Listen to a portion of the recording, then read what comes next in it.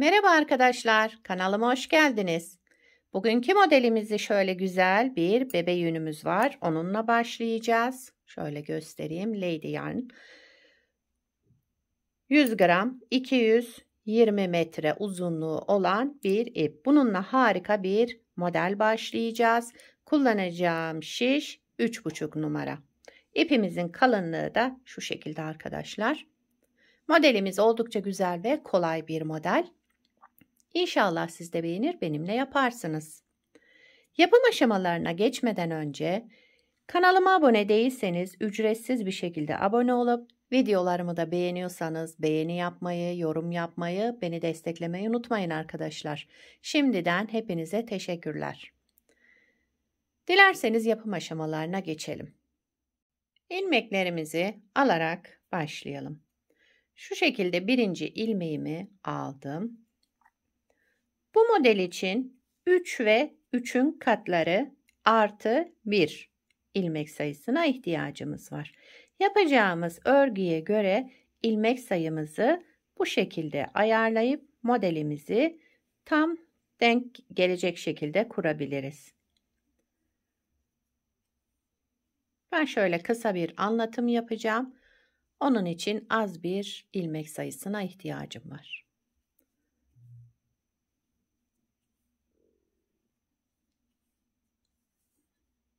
Şöyle hemen sayalım. 1, 2, 3, 4, 5, 6, 7, 8, 9, 10, 11, 12, 13, 14, 15, 16, 17, 18, 19. Toplamda 19 ilmeğim var şişimde. Şu şekilde ayarlıyoruz arkadaşlar. 3 bir model için, 3 bir model için, 3 ilmek 1, 3 ilmek, 3 artı 1. İlmeklerimizi bu şekilde ayarladıktan sonra modelimizi kurmaya başlayalım.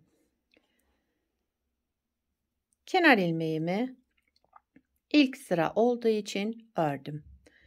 Daha sonra şimdi lastik başlıyorum arkadaşlar. Lastiğimizin arka yüzündeyiz. 2 ters. Kenar ilmeğinden sonra 2 ters ilmek, 1 düz ilmek. 2 ters, 1 düz. Lastiğin arka yüzünde ilmeklerimi bu şekilde ayarlıyorum. Modelin tam denk gelmesi için böyle bir lastik uyguladım. Üzerine model şöyle devamıymış gibi olacak ve harika bir görüntüsü olacak. Onun için size de baştan göstermek istedim bu lastiği de. Kenar ilmeğinden sonra 2 ters 1 düz, 2 ters 1 düz olarak birinci sıra arka yüzünde lastiğimizi bu şekilde başladık. 2 ters ilmekle bitirdim. Kenar ilmeğimi ördüm. Lastiğimi bu şekilde ayarladım arkadaşlar. Şöyle göstereyim. Ön yüzünde 2 düz 1 ters, 2 düz 1 ters denk gelecek şekilde lastiğimizi kurduk. Bunu biraz çoğaltalım. Lastiğimizi tamamladık. Bakın lastiğin ön yüzündeyiz. 2 düz 1 ters, 2 düz 1 tersle lastiği tamamladım. Şimdi modelimizi kurmaya başlayabiliriz. Modelin birinci sıra ön yüzündeyiz. Modelimiz 6 sıradan oluşmakta. Kenar ilmeğimi örmeden aldım. Sıradaki 2 ilmeğimizi düz olarak örüyorum. Kenar ilmeğinden sonra 2 ilmek düz örelim. Şu tek bakın ters ilmeğe geldiğimizde arka boşluğundan önce bir ilmek çıkarttım. Örmeden aldım. Daha sonra bir kez doladım şişime, ipimi, ilmeğimi düz olarak ördüm. Yani bir ilmekten 3 ilmek elde ettik. Arada 2 düz. Sıradaki ilmeğin arka boşluğundan bir ilmek çıkaralım, örmeden alalım. Şişimize bir kez ipimizi doladık, daha sonra ilmeğimizi düz olarak ördük. Toplamda bakın 3 ilmeğimiz oldu. 2 düz ilmek ördüm. Ters ilmeğe gelince önce arka boşluktan bir ilmek çıkardım. Şişime bir kez ipimi doladım. Daha sonra ilmeğimi düz olarak ördüm. Arada 2 düz. Şöyle bakın, şöyle bir görüntümüz oluştu. Devam ediyoruz. Aynı şekilde ters ilmeğe gelince aradan, arka boşluktan bir ilmek çıkardım. Bir ilmek doladım. İlmeğimi düz olarak ördüm. 2 düz ilmek ördüm. Ters ilmeğe gelince arka boşluktan bir ilmek çıkarttım.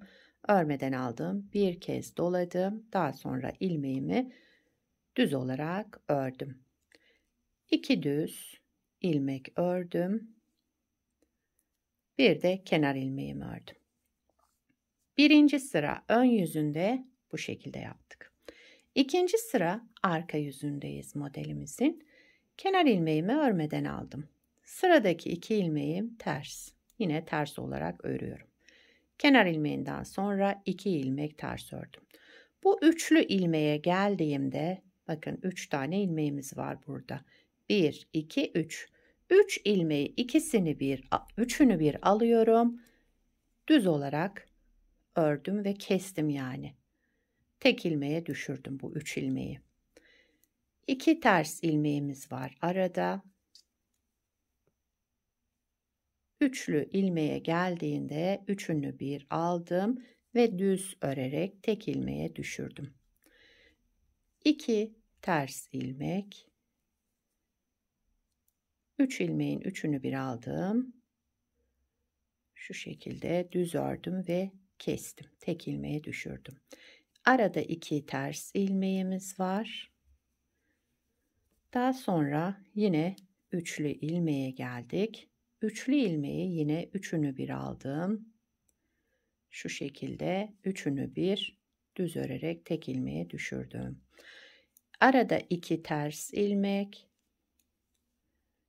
3 ilmeğe gelince üçünü bir alıyoruz. Şu şekilde şöyle tellendirmeden alırsak ve üçünü de düz örerek keselim.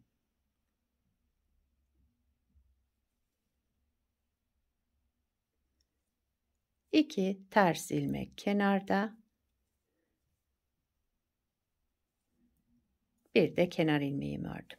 İkinci sıra arka yüzünde bu işlemleri yaptım. Üçüncü sıra ön yüzüne geçtik modelimizin. Üçüncü sıra ön yüzünde kenar ilmeğimizi örmeden alalım. Sıradaki bakın 2 düz ilmeğimizi ters olarak örüyoruz. Üçüncü sıra ön yüzünde bu 2 ilmeğimizi ters olarak ördük. Şu topladığımız ilmeğe geldiğinde onu örmeden alıyoruz. İpimiz arka tarafta kalacak. Yine 2 ters arada 2 düzümüzü 2 ters olarak ördük. Şu topladığımız ilmeği örmeden alalım. İpimiz arka tarafta. 2 ters ilmek. Topladığımız ilmeği örmeden alalım. İpimiz arka tarafta. 2 ters. 1 ilmek örmeden alıyoruz. 2 ters. 1 ilmek örmeden alıyoruz. 2 ters ilmek, bir de kenar ilmeğimi ördüm. Üçüncü sıra ön yüzünde bu şekilde yaptık. Dördüncü sıra arka yüzündeyim. Kenar ilmeğimi örmeden aldım. Sıradaki 2 ilmeğimi düz örüyorum. Bakın 2 ilmeğimi düz olarak ördüm. Şu örmeden aldığım ilmeği yine örmeden alıyorum. Bu defa ipim ön tarafta. Kendimden tarafa aldım ipimi. Diğer sırada örmeden aldığım ilmeği yine örmeden aldım. 2 düz ilmek ördüm. Arada ipi kendimden tarafa aldım. Bu ilmeğimi yine örmeden aldım. 2 düz ilmek. Zaten ilmeklerimiz düz olarak örüyoruz. Örmeden aldığımız ilmeğe gelince ipi kendimizden tarafa alalım. İlmeğimizi örmeden alalım yine. 2 düz ilmek. 1 ilmek örmeden alalım. 2 düz ilmek. 1 ilmek örmeden alalım. 2 düz ilmek. Kenar ilmeğimi de ördüm. 4. sıra arka yüzünde bu işlemleri yaptım. 5. sıra ön yüzündeyiz modelin. Kenar ilmeğimi örmeden aldım. Bütün ilmeklerimi düz olarak örüyorum. Kenar ilmeğinden sonra sıra sonuna kadar ilmeklerimizi düz olarak örelim. 5. sıra ön yüzündeyiz.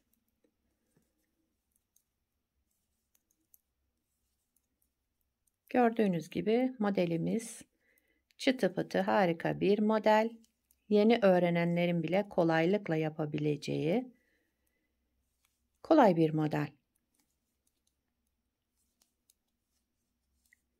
5. sıra ön yüzünde bütün ilmeklerimi düz ördüm. 6. sıra arka yüzündeyim modelin şimdi. Kenar ilmeğimi örmeden aldım. Bütün ilmeklerimi ters olarak örüyorum. Son sıramız, modeli bir kez kurmuş olduk arkadaşlar. İsterseniz bir kez daha kuralım. Şöyle sıra sonuna kadar bir yapayım.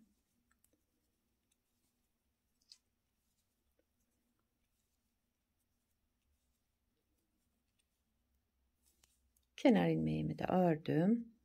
Evet. Bakın modelimiz yavaş yavaş oluşmaya başladı. Bence harika bir model.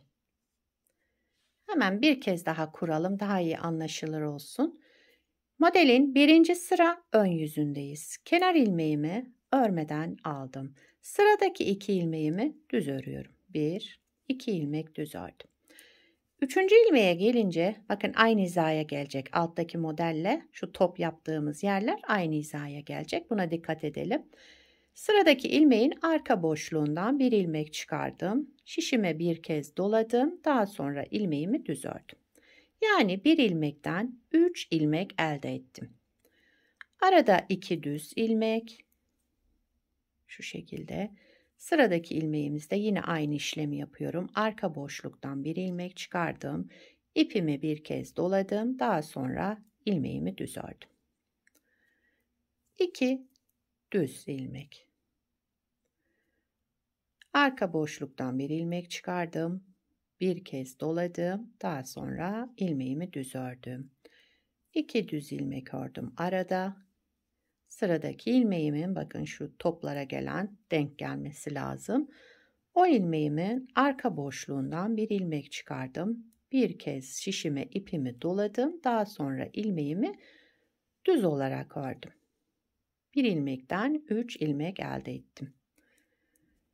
2 düz ilmek ördüm arada. Sıradaki ilmeğimin arka boşluğundan bir ilmek çıkardım. Bir kez doladım. Daha sonra ilmeğimi düz olarak ördüm. Kenarda 2 düz ilmek, bir de kenar ilmeğimi ördüm. 1. sıra ön yüzünde bu işlemleri yaptık. 2. sıra arka yüzüne geçtik modelimizin. Kenar ilmeğimi örmeden aldım. Sıradaki 2 ilmeğimi ters olarak örüyorum. 1, 2 ilmeğimi ters ördüm kenar ilmeğinden sonra.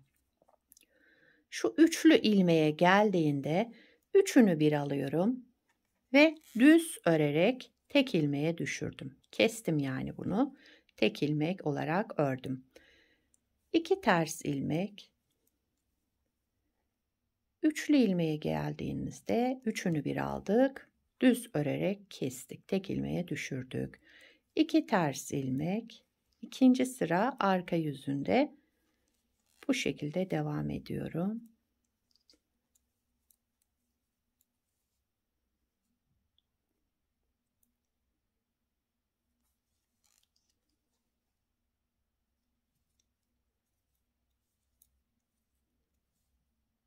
Evet, son şu üçlü ilmeğe geldim.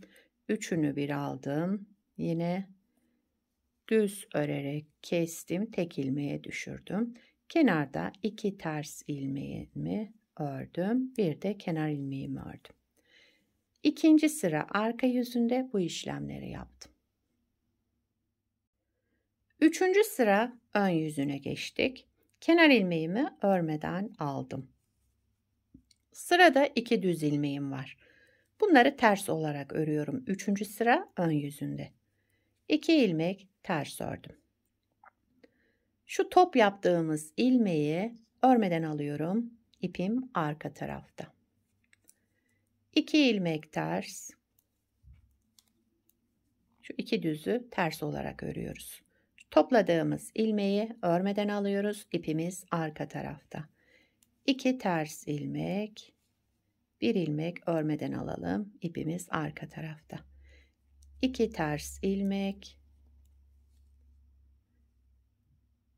örmeden aldım. İpim arka tarafta. 2 ters ilmek, 1 ilmek örmeden aldım. Şu topladığım ilmeği örmeden alıyorum. İpim arka tarafta. Kenarda 2 ters ilmek, kenar ilmeğimi de ördüm. 3. sıra ön yüzünde bu şekilde yaptık. 4. sıra arka yüzünde kenar ilmeğimi örmeden aldım. Bakın 2 düz ilmeğimiz var. 2 düz ilmek ördüm. İlmekleri gördüğüm gibi ördüm. Şu örmeden aldığımız ilmeği yine örmeden alıyorum. İpi kendimden tarafa aldım. Yine aynı ilmeği örmeden aldım. 2 düz ilmek, ipi öne aldım. 1 ilmek örmeden aldım. Ön yüzünde de bu ilmeği örmeden almıştık. Yine aynı ilmeği arka yüzünde örmeden alıyoruz. İpi kendimden tarafa aldım. 1 ilmek örmeden aldım. 2 düz ilmek. Zaten düzlerimiz belli, düz olarak örüyoruz. İpi kendimden tarafa aldım. 1 ilmek örmeden aldım. 2 düz ilmek. 1 ilmek örmeden aldım. Kenarda 2 düz, bir de kenar ilmeğimi ördüm. 4. sıra arka yüzünde bu şekilde yaptım. 5. sıra ön yüzüne geçtik modelin. 5. sıra ön yüzünde kenar ilmeğimi örmeden aldım. Bütün ilmeklerimi düz olarak örüyorum. Bu arada 2 sıra düz olması arkadaşlar modelin şöyle öne çıkmasını sağlıyor. Daha şöyle kabarık durmasını sağlıyor.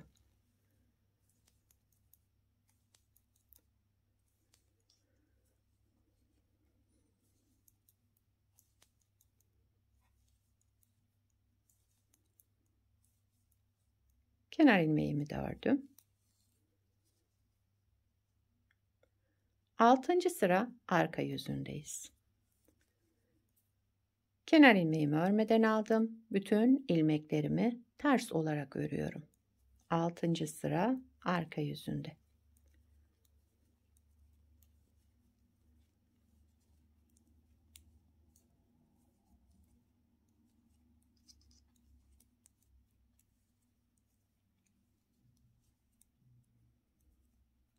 Ben terslerimi bu şekilde örüyorum arkadaşlar.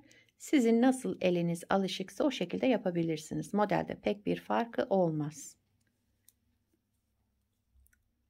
Kenar ilmeğimi de ördüm. Evet. Modeli 2 kez kurmuş olduk arkadaşlar. Bakın modelimizin ilerlemiş hali de bu şekilde. Şöyle 2 kez kurduk modeli. Bu lastiği kullanmamın amacı da bu. Bakın şöyle tam denk gelmesi. Üste modeli kurduğumuzda şöyle bir bütün oluşturuyor. Bunu bu şekilde başladım. Sizinle de bu şekilde paylaşmak istedim. Siz de isterseniz bu şekilde yapabilirsiniz. Bir de modelin şöyle az büyük bir parçasını yaptım. Evet. Modelin ilerlemiş hali de bu şekilde. Bunu da beraber yaptık. Bunu ben daha önce yaptım. Çekim öncesi hazırladım. Şöyle kenara bırakayım. Evet. Modelin arka yüzü de böyle olacak arkadaşlar. Bakın gayet güzel, temiz. Şöyle bir dokusu var. Kenar ilmeklerimiz şöyle. Lastiğin arka yüzü görüntüsü de bu şekilde. Yakadan başlama örgülerinizde de model şöyle bir görüntüsü olur.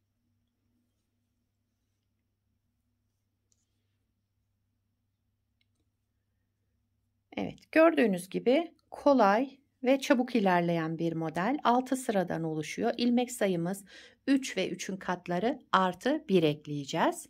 Lastiği de siz de isterseniz bu şekilde yapabilirsiniz. Arka yüzünden lastiği başladığımızda kenar ilmeğinden sonra 2 ters olarak başlayacağız. Bakın arka yüzünden ilk sırasını kurdum. Kenar ilmeğinden sonra 2 ters, 1 düz, 2 ters, 1 düz, 2 tersle bitirdim. Ve modelimiz tam denk geldi. Şöyle göstereyim size de.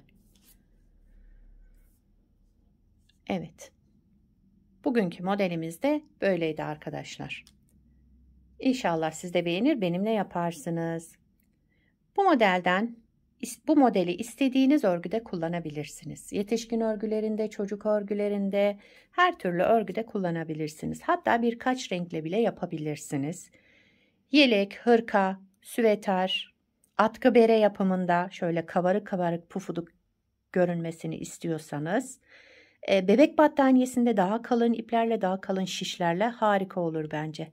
Sizler de nelerde kullanacaksınız, nelerde uygulayacaksınız bu modeli? Yorumlarda belirtirseniz sevinirim arkadaşlar. Hem de yapacak olan arkadaşlara fikir olur. Beni buraya kadar izlediyseniz bir beğeni yapmayı, yorum yapmayı, beni desteklemeyi unutmayın arkadaşlar. Şimdiden hepinize teşekkürler. Yapacak olanlara kolay gelsin. Bir sonraki videoda görüşmek üzere. Hoşça kalın.